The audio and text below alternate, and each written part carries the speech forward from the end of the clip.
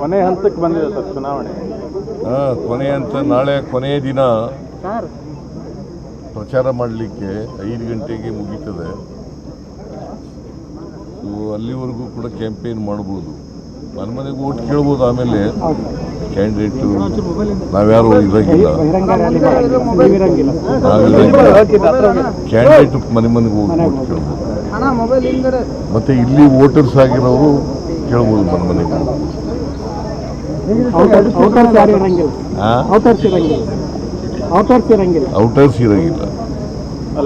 Voters ಇಲ್ಲಿದ್ದವರು. Voters ಆಗಿರೋರು ಇಲ್ಲೇ ಇರ್ಬೋದು, ವೋಟರ್ಸ್ ಆಗದೇ ಇದ್ದವರು ಇರಂಗಿಲ್ಲ. ಕಾನ್ಫಿಡೆನ್ಸ್ ಇಂಪ್ರೂವ್ ಆಗಿದೆ. ಎಸ್, ನಮಗೆ ಕಾನ್ಫಿಡೆನ್ಸ್ ಇಂಪ್ರೂವ್ ಆಗಿದೆ. ಇಲ್ಲಿ 100ಕ್ಕೆ 100 ಗೆಲ್ತೀವಿ. ಈಗ ಬಿಜೆಪಿ ಅವರು ಇಂಟೆಲಿಜೆನ್ಸ್ ಮಾಹಿತಿ ಬಂದಿದೆ, ಬಿಜೆಪಿ 2 ಗೆಲ್ಲುತ್ತೆ ಅಂತ ಹೇಳ್ತಾರೆ ವಿಜೇಂದ್ರ ಅವರು. ಬಿಜೆಪಿ 2 ಕಡೆ ಗೆಲ್ಲುತ್ತೆ, ಇಂಟೆಲಿಜೆನ್ಸ್ ಮಾಹಿತಿ ಸೋಲ್ತೀವಿ ಅಂತ ಹೇಳ್ತಾರ, ಸೋಲ್ತೀವಿ ಅಂತ ಹೇಳ್ತಾರ ಅವರು ಅಂತ ಹೇಳ್ತಾರೆ ಸರ್ 2 ಕ್ಷೇತ್ರ. ಈಗ ಬಿಜೆಪಿಯವರು ಏನೇ ಹೇಳಿದ್ರು ಕೂಡ ಜನ ನಮ್ಮ ಗ್ಯಾರಂಟಿ ಯೋಜನೆಗಳನ್ನು ಮೆಚ್ಕೊಂಡಿದ್ದಾರೆ. ಗ್ಯಾರಂಟಿ ಯೋಜನೆಗಳು ಈ ಸಾರಿ ಜನ ಓಟ್ ಹಾಕ್ತಾರೆ, ಗೊತ್ತಾಯ್ತಾ? ಅವರು ಸಂವಿಧಾನ ವಿರೋಧಿಗಳು, ಬಡವರ ವಿರೋಧಿಗಳು, ದಲಿತರ ವಿರೋಧಿಗಳು. ಹೆಂಗೆ ಅವ್ರಿಗೆ ಓಟ್ ಹಾಕ್ತಾರೆ? ಮಹಿಳೆಯರ ವಿರೋಧಿಗಳು. ಗ್ಯಾರಂಟಿಗಳು ಬಿಟ್ಟರೆ ಬೇರೆ ಏನಿಲ್ಲ ಅವರಿಗೆ ಓಟ್ ಕೇಳೋದಕ್ಕೆ. ಅವ್ರಿಗೇನಿದೆ? ಅವ್ರು ಯಾವ ಆಧಾರದ ಮೇಲೆ ಓಟ್ ಕೇಳ್ತಾ ಇದ್ದಾರೆ? ಯಾವ ಆಧಾರದ ಮೇಲೆ ಓಟ್ ಕೇಳ್ತಾ ಇದ್ದಾರೆ? ಆಯ್ತಪ್ಪ, ನಮಗೆ ಅವ್ರಿಗೆ ಹೇಳ್ತಾರೆ, ಅವ್ರಿಗೇನು ಏನು ಹೇಳ್ತಾರೆ? 9 ವರ್ಷ ಅಧಿಕಾರ ಮಾಡಿದ್ದಾರೆ ಕರ್ನಾಟಕದಲ್ಲಿ, 9 ವರ್ಷ ಅಧಿಕಾರ ಮಾಡಿದ್ದಾರೆ. ಏನು ಮಾಡಿದ್ದೀವಿ ಅಂತ ಹೇಳ್ತಾರೆ ಕರ್ನಾಟಕದಲ್ಲಿ? ಏನು ಮಾಡಿದ್ದಾರೆ ಅಂತ ಹೇಳ್ತಾರೆ? ಸುಮ್ಮನೆ ಏನೋ ಹೇಳ್ತಾರೆ ಅವರು. ನಾವು ಬಡವರ ಪರವಾಗಿರ್ತಕ್ಕಂಥ ಪಕ್ಷ, ಎಲ್ಲರೂ ಒಟ್ಟಿಗೆ ತಗೊಂಡು ಹೋಗ್ತಕ್ಕಂಥ ಪಕ್ಷ. ಅವರು ಸಮಾಜ, ಧರ್ಮದ ಹೆಸರಿನಲ್ಲಿ, ಜಾತಿ ಹೆಸರಿನಲ್ಲಿ ಸಮಾಜ ಒಡಿತಕ್ಕಂಥ ಪಕ್ಷ. ಅದರಿಂದ ನಾವು ಎಲ್ಲ ಜನರನ್ನು ಒಟ್ಟಿಗೆ ತಗೊಂಡು ಹೋಗ್ತಕ್ಕಂಥ ದಲಿತರು, ಹಿಂದುಳಿದವರು, ಅಲ್ಪಸಂಖ್ಯಾತರು, ಮಧ್ಯಮ ವರ್ಗದವರು ಎಲ್ಲರನ್ನೂ ಕೂಡ ಒಟ್ಟಿಗೆ ತಗೊಂಡು ಹೋಗ್ತಕ್ಕಂಥ ಪಕ್ಷ. JDS ಅಲ್ಲಿ ಕುಟುಂಬ ರಾಜಕಾರಣ ಮಾಡ್ತಿಲ್ಲ, ನಾವು ಜನರೇ ನಮ್ಮನ್ನು ಕರ್ಕೊಂಬಂದು ರಾಜಕಾರಣ ಮಾಡಿದ್ರು. ಯಾರು? ಕುಮಾರಸ್ವಾಮಿ ನಿನ್ನೆ ಹೇಳಿದ್ರು. ಅವರು ಮನೆಯಲ್ಲಿ ಏನು ಮಾಡ್ತಾರೆ? ಅಲ್ಲ, ಕುಟುಂಬ ರಾಜಕಾರಣ ಮಾಡಿ ಅವ್ರನ್ನ ಜನಗಳೇ ಕರ್ಕೊಂಬಂದು ಆಯ್ಕೆ ಮಾಡಿದ್ದು ಅಂತ ಹೇಳಿ. ಮತ್ತೆ ಯಾಕೆ ಸೋಲಿಸಿದ್ರು?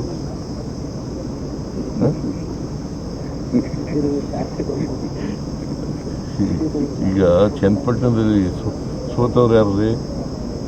3 ಸರಿ ಅವ್ರ ಮಗ ಅಲ್ವಾ? ಅವ್ರಿಗೆ ಗೆದ್ದಿದ್ರಲ್ಲ 23ರಲ್ಲಿ ಗೆದ್ದಿದ್ರಲ್ಲ, ಅಲ್ಲಿ ಸೋತರು. ಯಾಕೆ? ಜನ ಕರ್ಕೊಂಡ್ಬಂದಿದ್ರು ಅವ್ರಿಗೆ. 22,000 ಅಂತರದಿಂದ ಗೆದ್ದದು ನಮ್ಮ ಅಭ್ಯರ್ಥಿ. 22,000 ಅಂತರದಿಂದ ಗೆದ್ದದ್ದು. ಕುಟುಂಬ ರಾಜಕಾರಣನ ಮುಖ್ಯಮಂತ್ರಿ ಕೂಡ ಮಾಡ್ತಿದ್ದಾರೆ ಅಂತ ಹೇಳಿ, ಮುಖ್ಯಮಂತ್ರಿ ಕೂಡ ಕುಟುಂಬ ರಾಜಕಾರಣ ಮಾಡ್ತಿದ್ದಾರೆ ಅಂತ ಕುಮಾರಸ್ವಾಮಿ ನಿನ್ನೆ ಹೇಳಿದ್ರು. ಆಯ್ತಪ್ಪ, ಅವರು ಹೇಳ್ಬೇಕಾದ್ರೆ ಅವ್ರ ಕುಟುಂಬ ರಾಜಕಾರಣ ಮಾಡಬಾರ್ದಲ್ವಾ? ಅವರಪ್ಪ, ಅವ್ರ ಮಕ್ಕಳಿಬ್ಬರು, ಮೊಮ್ಮಕ್ಕಳು, ಅವ್ರ ಮೊಮ್ಮಗ ಸೊಸೆ, ಇಬ್ಬರು ಸೊಸೆದಿರು, ಆಮೇಲೆ ಇಬ್ಬರು ಮೊಮ್ಮಕ್ಕಳು, ಎಷ್ಟು 4 ಜನ ಮೊಮ್ಮಕ್ಕಳು. ಜನ ಬಯಸಿದ್ರೆ ರಾಜಕಾರಣ ಮಾಡಲಿ, ಮಾಡಬಾರ್ದು ಅಂತ ಹೇಳಲ್ಲ ನಾನು. ಜನ ಬಯಸಿದ್ರೆ ಪ್ರಜಾಪ್ರಭುತ್ವ ಇದು, ಜನ ಬಯಸಿದ್ರೆ ರಾಜಕಾರಣ ಮಾಡಲಿ. ಆದರೆ ಜನ ತಿರಸ್ಕಾರ ಮಾಡಿದ ಮೇಲೂ ಕೂಡ ಅದನ್ನು ಹೇಳೋದು ಇದೆಯಲ್ಲ, ಅದು it is not correct. Zameer Ahmed ಅವರು ನಿನ್ನೆ ಬಂದರು, ಪತ್ರಿಕಾಗೋಷ್ಠಿ ಮಾಡಿ ಹಾಗೆ ಹೋದ್ರು, ಪ್ರಚಾರಕ್ಕೆಲ್ಲೂ ಬಂದಿಲ್ಲ ಅಂತ. ಜಮೀರ್ ಅಹಮದ್ ಅವರು ನಿನ್ನೆ ಬಂದರು, ಪತ್ರಿಕಾಗೋಷ್ಠಿ ಮಾಡಿ ಹಾಗೆ ವಾಪಸ್ ಹೋದ್ರು, ಪ್ರಚಾರಕ್ಕೆಲ್ಲಿ ಬಂದಿಲ್ಲ ಅಂತ. ಏನು ಪ್ರಚಾರ? ಪತ್ರಿಕಾಗೋಷ್ಠಿ ನೀವು ಪ್ರಚಾರ ಮಾಡಲ್ವಾ? ನಾವು ನೀವೇನು ಏನು ಮಾಡ್ತೀರಿ? ಈಗ ನಾನು ಈಗ ಮಾತಾಡ್ತೀನಿ, ಪ್ರಚಾರ ಮಾಡಲು ನೀವು ಮಾಡ್ತೀವಿ. ಬಟ್ ಅಲ್ಲಿ ಅವ್ರ ಅಭಿಮಾನಿಗಳು ಸರ್,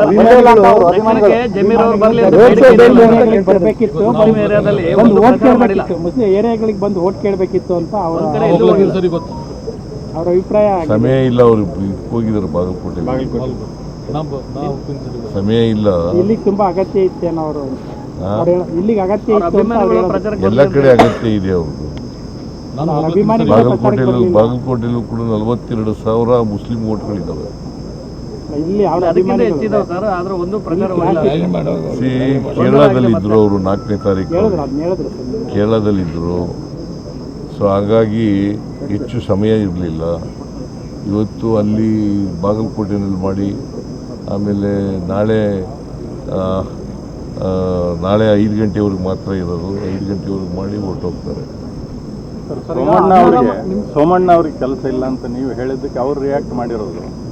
ದೆಹಲಿಗೆ ಬರಲಿ, ಒಂದು 2-3 ಗಂಟೆ ಬಿಡು ಮಾಡ್ಕೊಂಡು ದೆಹಲಿಗೆ ನಮ್ಮ ಕಚೇರಿಗೆ ಬಂದರೆ ನಮ್ಗೆ ಏನೇನು ಕೆಲಸ ಮಾಡಿದ್ದೀವಿ ಅನ್ನೋ ತೋರಿಸ್ತೀವಿ. ರಾಜ್ಯಕ್ಕೆ 18 ರೈಲ್ ಕೊಟ್ಟಿದ್ದೀವಿ ದಕ್ಷಿಣ ಭಾರತಕ್ಕೆ. ನೋಡಪ್ಪ, ಅವರು state minister without independent portfolio. State minister without independent portfolio. ಮತ್ತು ಅವ್ರಿಗೆ ಫೈಲ್ಗಳು ಬರ್ತಾವ? ತೋರಿಸ್ತೀವಿ ಅಂತ ಅರ್ಥ. ಅವ್ರು ಹೇಳ್ತಾರಪ್ಪ ಬರ್ತವೆ ಅಂದರೆ ನನಗೆ ಗೊತ್ತಿರೋ ಮಟ್ಟಿಗೆ ಬರಲ್ಲ. ಅವ್ರಿಗೇನು ಬರ್ತವೆ ಅಂತ ಹೇಳ್ಬೋದು. ನನಗೆ ಗೊತ್ತಿರೋ ಮಟ್ಟಿಗೆ state minister without portfolio, without independent portfolio ಇದ್ರೆ ಬರಲ್ಲ. ಸರ್, ಬಿಜೆಪಿ ಅವ್ರು ಹೇಳ್ತಾರೆ ಇಲ್ಲಿಯ ಕಾಂಗ್ರೆಸ್ ಗೆಲುವು ಮುಸ್ಲಿಂ ಸ್ವಾಭಿಮಾನದ ಸೋಲು ಅಂತ ಹೇಳ್ತಾರೆ ಸರ್. ಮುಸ್ಲಿಂ ಚಲವಾದಿ ನಾರಾಯಣ ಸ್ವಾಮಿ ಅವರು ಇಲ್ಲಿ ಕಾಂಗ್ರೆಸ್ ಗೆದ್ರೆ ಮುಸ್ಲಿಮರ ಸ್ವಾಭಿಮಾನ. ಚಲವಾದಿ ನಾರಾಯಣ ಸ್ವಾಮಿ ಯಾವ ಪಾರ್ಟಿಲಿ ಇದ್ರು ಮೊದಲು? ಯಾವ ಪಾರ್ಟಿಲಿ ಇದ್ರಿ? ಇಲ್ಲಿಂದ ಲಾಭ ಪಡ್ಕೊಂಡು ಅಲ್ಲಿಗೆ ಹೋಗಿ ಬಿಜೆಪಿಗೆ ಹೋಗಿ ಅಲ್ಲಿಯೂ ಲಾಭ ಪಡ್ಕೊಂಡು ಈಗ ಬಿಜೆಪಿ ಪರ ಮಾತಾಡ್ತಾರೆ. ಇಲ್ಲಿ ಏನೇನು ಮಾತಾಡಿದ್ದಾರೆ ಹೇಳ, ಬಿಜೆಪಿ ಬಗ್ಗೆ ಏನೇನು ಮಾತಾಡಿದ್ದಾರೆ ಅಂತ. ಅವ್ರಿಗೆ ವಾಟ್ ಮಾರಲ್ ರೈಟ್ ಈ ಹ್ಯಾಸ್?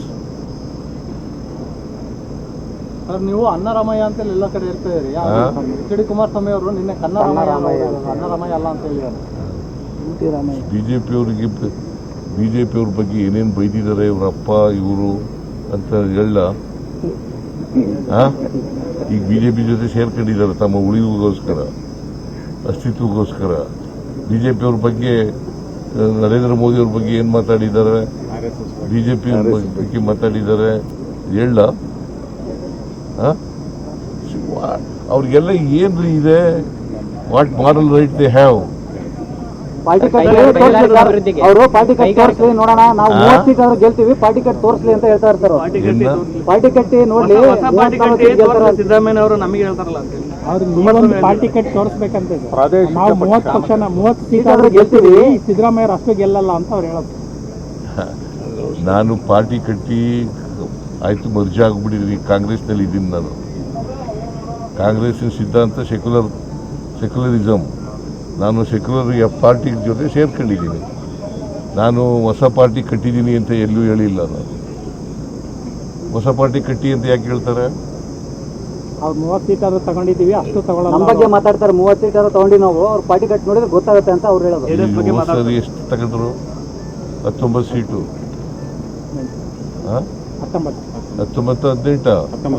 19 ಸೀಟು 30 ತಗೊಂಡ್ರು. ನಾನಿದ್ದಾಗ JDSನಲ್ಲಿ ಪ್ರೆಸಿಡೆಂಟ್ ಇದ್ದಾಗ 59 ಸೀಟ್ ಗೆದ್ದಿದ್ದು. ಅಲ್ಲಿಂದ ಈಚೆಗೆ 59 ಗೆದ್ದರ? ಯಾವತ್ತಾರು 59 ಗೆದ್ದಿದ್ದಾರೇನ್ರಿ? ಏನೋ ಹೇಳ್ತಾರೆ. ಈಗ ನಾನು ಅಧ್ಯಕ್ಷನಾಗಿರುವಾಗ, JDS ಅಧ್ಯಕ್ಷನಾಗಿರುವಾಗ 2005ರಲ್ಲಿ 2004ರಲ್ಲಿ ಎಷ್ಟು ಗೆದ್ದರು ನಾವು? 59 ಸೀಟು. ಈಗ ಎಷ್ಟು ಗೆದ್ದಿದ್ದರು? 19 ಬಂದಿದ್ದಾರೆ. ಪ್ರತಿ ವರ್ಷ ಇಳಿತಾ ಬರ್ತಾ ಇದ್ದಾರೆ, ಕಡಿಮೆ ಆಗ್ತಾ ಇದ್ದಾರೆ. ಕೈಗಾರಿಕಾ ಅಭಿವೃದ್ಧಿಗೆ ಕರ್ನಾಟಕದಲ್ಲಿ ಸರ್ಕಾರ ಅಡ್ಡಿಪಡಿಸ್ತಾ ಇದೆ ಅಂತ ಕುಮಾರಸ್ವಾಮಿ ಅವರು. ಕೈಗಾರಿಕಾ ಅಭಿವೃದ್ಧಿಗೆ ಸರ್ಕಾರ ಅಡ್ಡಿಪಡಿಸ್ತಾ ಇದೆ, ಸಪೋರ್ಟ್ ಮಾಡ್ತಿಲ್ಲ ಅಂತ ಕರ್ನಾಟಕದಲ್ಲಿ ಕುಮಾರಸ್ವಾಮಿ ಅವರು ಹೇಳಿದರು. KIOCL, HMT ಉದಾಹರಣೆಗಳನ್ನು ಕೊಟ್ಟರು. ಅವರು ಕೊಟ್ಟ ಕುದುರೆಯನ್ನು ಏರದವ ವೀರನೂ ಅಲ್ಲ, ಶೂರನೂ ಅಲ್ಲ, ಆ ಥರ